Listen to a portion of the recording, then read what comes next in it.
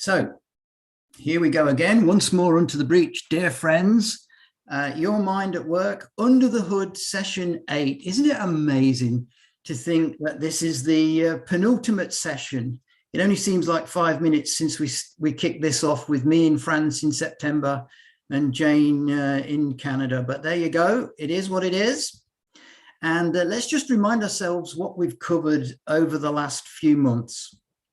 So we had problems and decisions. We had 4 sessions on mindfulness, brain energy, conscious thinking, multitasking and distractions, impasse and insight when the brain gets stuck.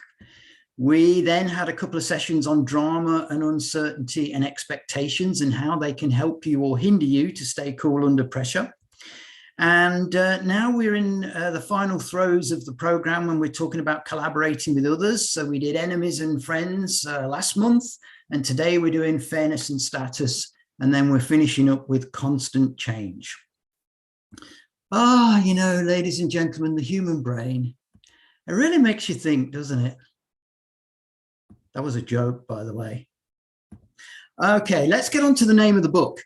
The book, of course, is what is the book that I've been using to base this entire program on. And I have teased you throughout each monthly webinar or whatever we call these things, that I will reveal the name of the book. But before this session today, a couple of you have contacted me independently and said, well, give us a clue, Pete, what type of book is it? So I can't really confirm what the name of the book is today, but I will tell you that it is not my memoirs. Somebody actually thought that it was my memoirs. It's not my memoirs. My memoirs aren't quite finished, actually. Then somebody said to me, well, is it autobiographical? And I said, no, it's not autobiographical at all. And then they said to me, well, is it fiction? And I said, well, no, it's not fiction either. You know, it's something that is really non-fiction based, a lot of scientific theory, and all will be revealed, but not today. Let me remind you, before we go any further, of these golden responses that the poor old human brain goes through. Whenever we're confronted with a new situation, our brain is either going to make a toward response or an away response, depending on whether we think that something is a reward related to survival or whether something is a threat related to life-threatening. And so there are different emotions that we experience when we perceive a reward, like curiosity, happiness, and contentment. And there are other emotions that we experience when we perceive a threat, like anxiety, sadness, or fear. The one thing that I find really fascinating about all this is that the human brain is actually more pessimistic than optimistic. And what I mean by that is you actually have a tendency to default to the threat response as opposed to the reward response, which might explain some of the comings and goings and situations that we face in the workplace. Now, ladies and gentlemen, this is actually a special edition of the peer group this month. We've decided, Kelly and I, that we're going to pit me against artificial intelligence, which I thought was kind of an interesting concept because I've always regarded myself a little bit as artificially intelligent in the first place. But Kelly thought it would be interesting and stimulating to see how the digital brain compares with the human brain. And so here we go, Pete versus artificial intelligence. So I asked artificial intelligence before we actually came online, what's today's session all about then? And basically the artificial intelligence that I used said, well, you know, fairness and status can have significant impacts on the brain. Research has shown that the perception of fairness activates the reward center of the brain, which is associated with positive emotions and motivation.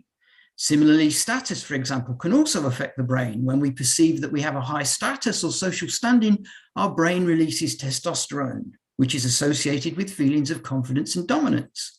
Overall, fairness and status can have a significant impact on our brain and our emotional well-being. And I got this response, and I said to Kelly, you know, I don't think you need me to do these peer groups anymore. I think we could get the old chat GPT to do it all for us. And Kelly reminded me, she said, no. She said, you've got to torture them for at least 30 minutes. It's in your contract. And I'd forgotten that. So I am contractually obligated. So I will torture you for another 25 minutes now, but there will be some interfaces with artificial intelligence.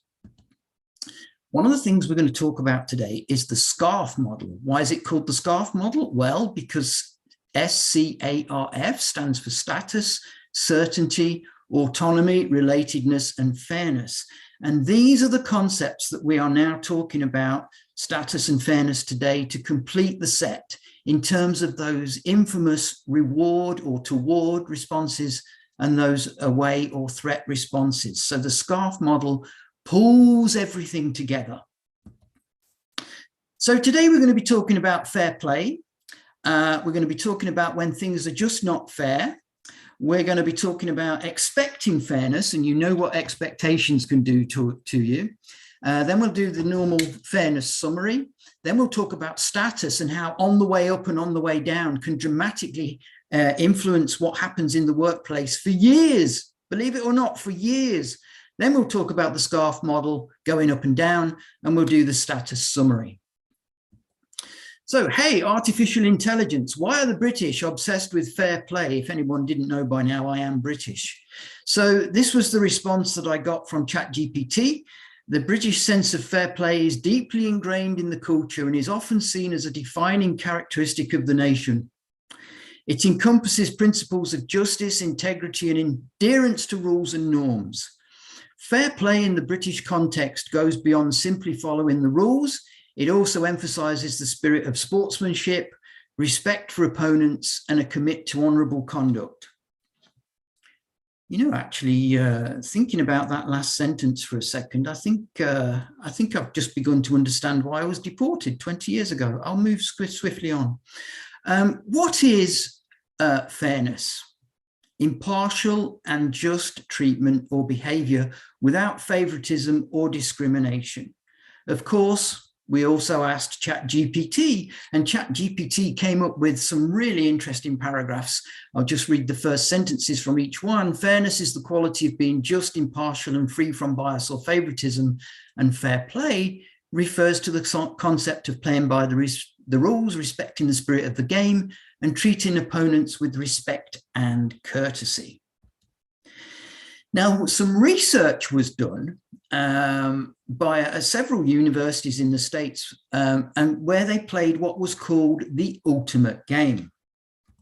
They sat two individuals down in a room, and the first individual, the lady on the right in this case, was asked to propose a fair split of all the money in that pot that you see on the left-hand side. And then the gentleman on the left was asked to consider whether he thought that was fair or not and agreed to the terms. So, for example, if he agreed that the split that was proposed by the lady was fair, he said yes, and that was what happened. If he said no, neither one of them got any money from the pot. So I'll just say that again. The lady on the right had to propose how the pot should be split, and it didn't necessarily have to be 50-50. And then the gentleman on the left had to say, I accept that proposal or not. But if he didn't accept the proposal, then neither one of them got anything. And what came out of the research was actually quite interesting, that people are actually willing to sacrifice personal gain in order to prevent another person from receiving an inequitably better outcome.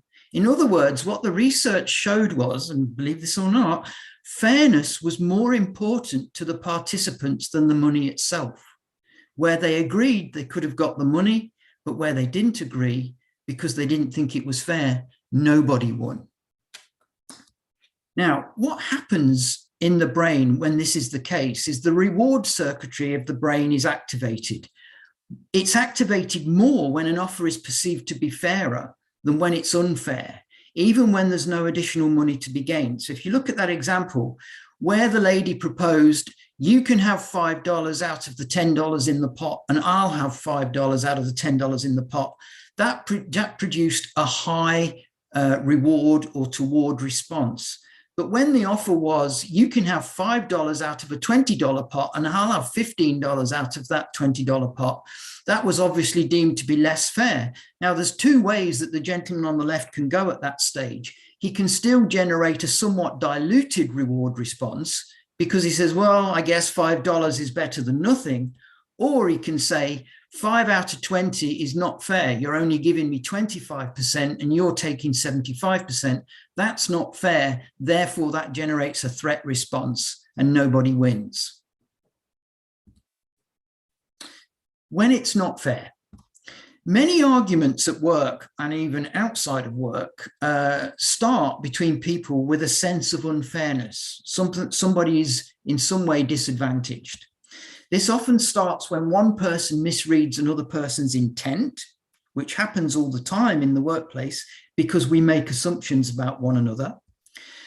Since unfairness packs such a hefty punch, it's easy to get upset by small injustices, even when you're tired. When you're tired, it's going to be worse. So if you've had a bad day at the office, it's easier to get annoyed with someone or something that you perceive as being unfair. Just think about one example for a second about how that might impact us in the workplace. For those of us who do CSAT scores, and we're very big on this at Next Dimension, if we get somebody at the end of the day when they're tired and they are perceiving that something's been unfair, either related to Next Dimension or not, the chances of them giving us the optimal CSAT score, which is you're absolutely brilliant, Next Dimension, is actually diluted and reduced, which makes me think, for example, should we only take CSAT scores in the morning? But then again, if I did that, I'd be applying bias to the result, and I don't really want to do that because all feedback is important. But it is an interesting concept that the time of day would therefore influence because of whether people are tired or perceive things as being unfair, which we may have not have done to them in the first place. Fairness is rewarding because it activates dopamine cells in the way a good meal or an unexpected bonus at work might do.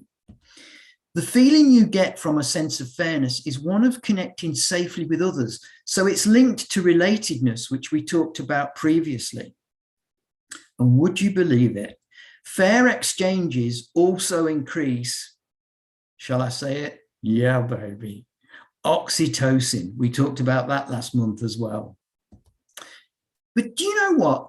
The structure of most companies is actually counter to producing fairness in the workplace. If you look at that example on the left-hand side as maybe a somewhat typical organizational chart, here are some of the things that are generated for maybe the majority of some employees, depending on the company, the threat responses that are being generated over pay, over performance. Are we evaluated fairly or not? Is somebody somebody's favorite? Is somebody somebody's pet? Is there transparency in the workplace, in communications, in the way things that are done? What is the culture of the individual organization? And for example, giving bonuses to executives when a company is doing badly is obviously going to be perceived as unfair to the vast majority of the workforce. Therefore, you're then sitting on a majority of your employees experiencing these threat responses, which don't make people happy. And another one is how decisions are made in an organization. If people perceive that the decision-making processes are unfair, then again, this will generate the threat responses, which leads to the bad cultures. So these are actually really important. This perception of what is fair and what isn't fair really, really matters. That having been said, if you expect the world to be fair with you because you are fair, you're actually fooling yourself, because that's like expecting the lion not to eat you because you didn't eat him. And it is actually, something that people say all the time, life isn't fair. It's not fair. If you believe it's not fair, you go into a mindset of being a victim. To expect life to be fair then only leads to disappointment. But if you don't expect fairness, it can actually work the other way and generate reward responses because it leads you to being appreciative. And yet, If you expect someone to be fair with you and they are, you experience a reward response because expectations were met and fairness was perceived. And that's a very powerful dynamic duo. Contrary, if you expect someone to be fair with you and they are not, you experience a threat response because expectations weren't met and unfairness was perceived. So, accepting unfairness requires tools such as labeling and reappraisal, which we talked about 3 or 4 months ago. Being able to label your emotional state due to unfairness, lack of certainty, lack of control, or lack of relatedness will decrease limbic system arousal, and that's where your naughty emotions creep in. Labeling is just that ability to say, I feel sad, I feel happy, I feel about to explode, I feel frustrated, I feel. Just being able to put a label on the emotion itself.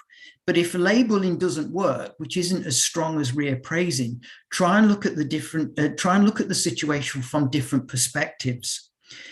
Here's a really interesting thought. A sense of unfairness can be created if someone is not punished. Now, that's an interesting concept to me because I naturally don't think that we should go around punishing people because 2 wrongs don't make a right. But on the other hand, if you look at the example in the red box, an executive is let off with a fine for losing millions of dollars of investors' money, yet someone else might be jailed for stealing a purse. Is that fair? And should the executive be punished? And if the executive's not punished, is that going to leave people in society generally feeling a threat response, which then makes people unhappy, which leads to discontent? Think about it. Should we be punishing unfairness or not? Hey, Kelly, ask me why chefs advocate for fairness. Hey, Pete, why do chefs advocate for fairness? Thank you, Kelly. They want to ensure just desserts. No? Okay. Wasn't that great?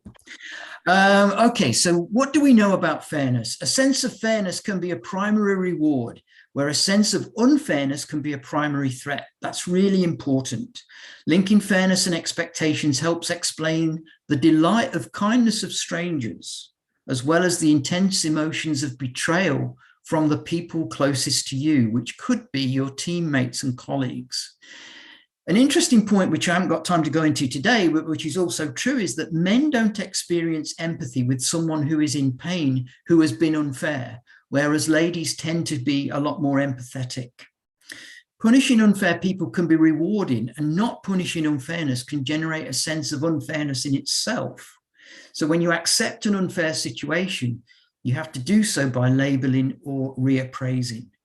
Be open and transparent about your dealings with people, remembering that unfairness is easy to trigger and the human brain naturally defaults to the threat response.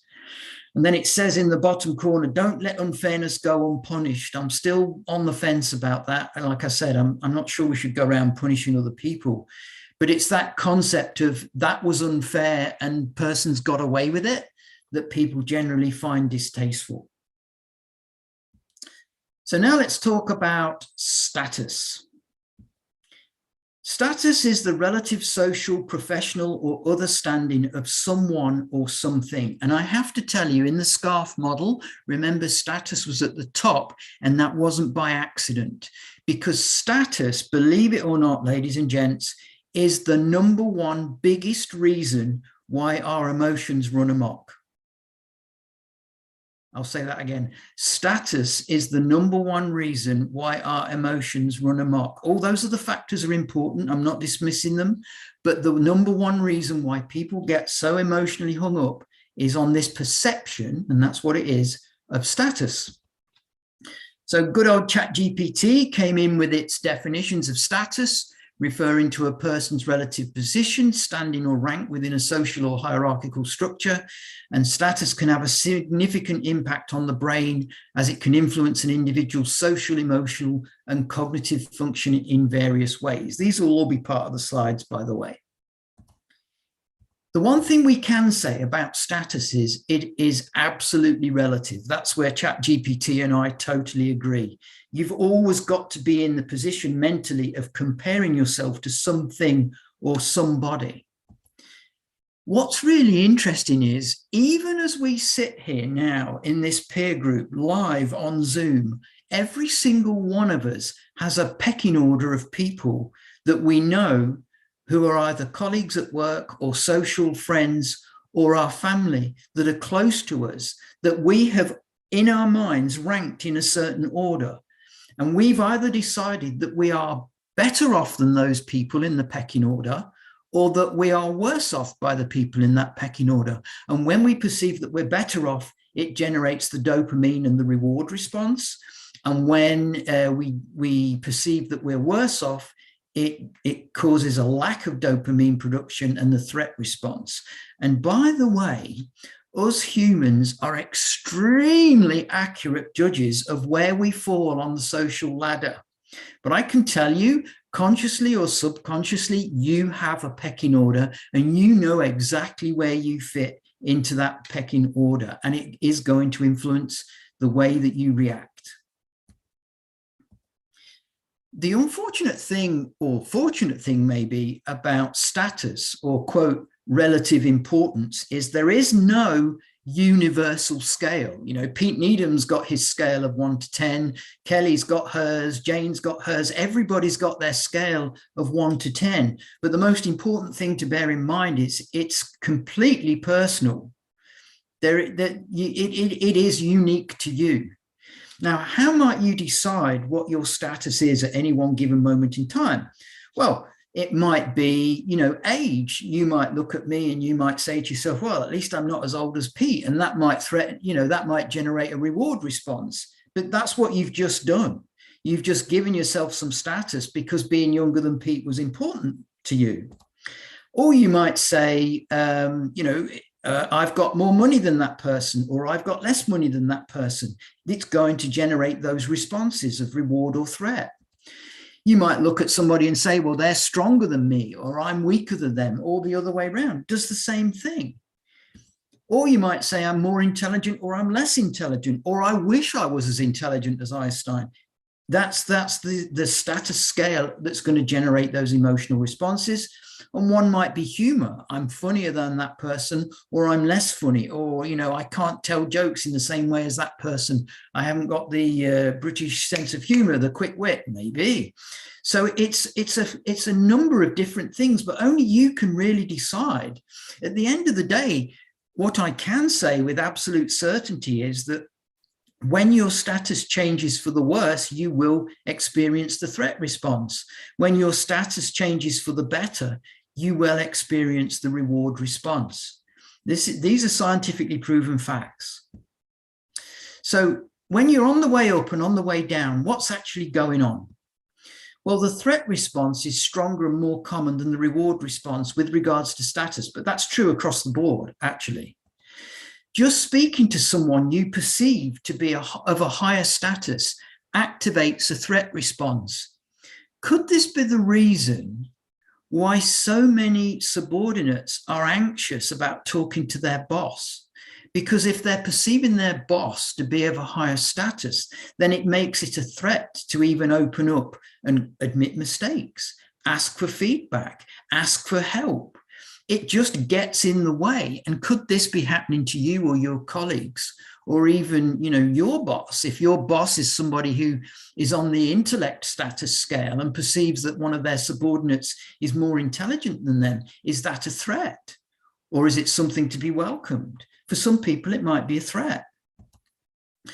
The most important thing to note, though, is that a perceived threat to status feels emotionally like it could come with some terrible consequences.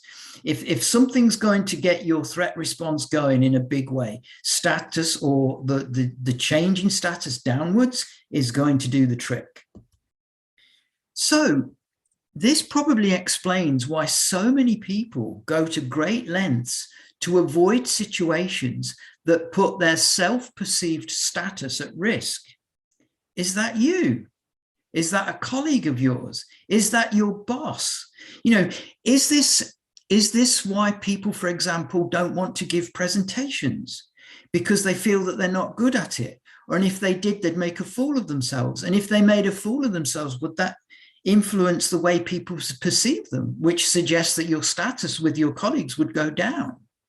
So you can see how status can really play mind games and play tricks on the brain. And it's all in the head, because no one else is going to come along to you and say, well, Pete, your status is this. Not in the way that you make it up for yourselves. People don't like being wrong, because being wrong drops your status in a way that feels dangerous and unnerving. So the minute you get into a debate that potentially becomes a heated exchange, that potentially becomes an argument, you're on a sticky wicket, as I would say, because at that point, somebody's got to be right and somebody's got to be wrong, and nobody wants to be wrong. So very often people won't let go and emotions run amok. And whoever is wrong is going to feel a very, very strong threat response. Think about this in the context of the workplace. Is this why so many teams find it difficult to collaborate? Are they just in competition with each other, trying to do each other for the sake of status? Now let's look at it the other way around. When your status changes, but for the better in your mind, and you perceive that your status has gone up. Well, one of the things that we can do is learn from kids. If you tell a kid, for example, who's given an informal chat or done a task around the house, hey, that was a great job. Kids have a very positive dopamine response, a very strong reward response. So if you apply that into the workplace and give people positive feedback, then you know that you're actually generating positive feelings as opposed to negative feelings. It sounds like common sense, but this is how the brain is working from a chemical perspective. Another way of generating the positive reward response is when you have been in competition and you've won. And this can be as simple as winning a game of cards or a tennis match or anything that involves somebody that you've emerged victorious against. That will generate a positive reward response, but it comes with warnings as well. If you find your niche and you found that status that makes the most sense for you, whether it's money, age, intelligence, whatever the case may be, it does come with a problem, is that a status war by its very definition is competition, which means by its very definition, there have to be losers as well as winners. So it's all right for you if you win, but it's not all right for the other people that lose, because they're experiencing the threat response while you glorify in the reward response. One of the ways around this is to avoid competition with your teammates per se, and play against yourself, which means doing something that you can look back on and say, I am better today than I was yesterday. An example of that is playing golf. If I'm going to the USPGA next week, and every single one of those golfers you could say is playing against all the other golfers, but not really. They're playing against themselves, because what they're trying to do is better the previous score. And if you are able to beat the previous score, then your self-esteem is improved. If you actually look at the statistics of golf tournaments, it's interesting to see how many people lead the tournament after 36 holes, which is 2 days, and how many people still lead the tournament after 72 holes, which is 4 days. Because typically, if round 3, what they call moving day at the Masters, is a very positive experience, those people who can improve their score on a day-to-day basis naturally finish in the top 3 or 4 competitors. But it's because in their brain, they're experiencing very positive reward emotions. So here's the SCARF model itself. Status, certainty, autonomy, relatedness, and fairness are going to generate either away threat responses or toward reward responses. We know that. It's been the major theme of the whole program. And these are the interpersonal rewards and threats that are most important to the brain. And we've now covered all of them as part of your Mind at Work, part 1. So let's have a look at the away response. What can happen? If you perceive that you've been attacked unfairly at work, this may take years to recover from. I actually had my first boss at Unilever a gazillion years ago when I was still in England said to me one day, you know, Pete, women and men have very different responses in the workplace. And I said, well, what do you mean by that? Because bear in mind, I was still very naive. What do you mean by that? And he said, well, you know, men can have a bust up in the workplace and have a real punch up and really disagree and almost come to fisticuffs. But 10 minutes later, they'll be down the pub and they'll be drinking beer together and they'll be the best of mates. He said, but women, by the way, I'm not saying that I believe this theory, but he said, but women, they will hold it against you for years. They'll never forget. They're like elephants. So I actually don't believe that that's true, because I don't believe that it makes a difference whether you're female or male. If you're attacked unfairly at work, you will remember that for years to come. And there's a reason why. Social pain comes back when you think about it again. So unless you can erase it from your memory, you will constantly go back to that lack of status, that threat that was generated when you felt you were treated unfairly at work. It's not like physical pain.